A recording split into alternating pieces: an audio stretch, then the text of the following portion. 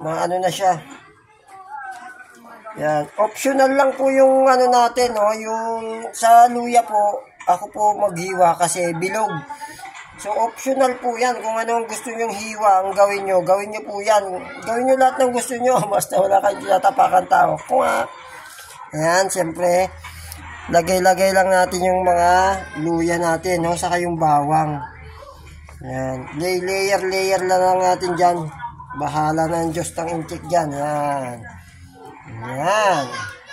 So, ayan. Siyempre, yasibo natin. Kalat na rin natin. Siyempre, ilalagay na rin po natin yung ating tapa mints. Ayan. Yung paminta po natin, siyempre, hindi natin pwedeng makalimutan. Ayan. Isa po yan sa nagpapasarap ng ating lutuin. Ayan. Yan ang ating paminta. So, layer uli po natin yung ating talong. Yan, dinamihan ko po ito ng talong para medyo masarap ang labanan natin mamaya sa ating hapunan. So, ayan. Ito po kasi yung gagawin ko dito. Papaksiwin muna po natin yung isda. So, ganyan po ang aking diskarte dyan. So, ano rin yan po, magkakaiba rin tayo ng diskarte sa ganito eh. Yung alam yung luto, siyempre, magkakaiba tayo ng probinsya.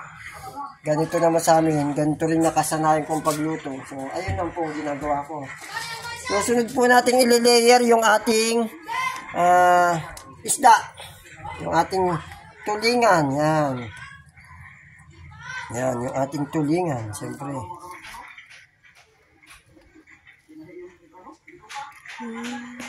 Yan. Uy. Yun, pinahiwa ko talaga ng maliliit yung isda, oh. Tingnan nyo kung nakikita nyo, napakaliliit siya. Pinasadya ko, sabi ko dyan sa binibilihan ko 30 eh. Joke ko lang, tinutuon niya. Yan.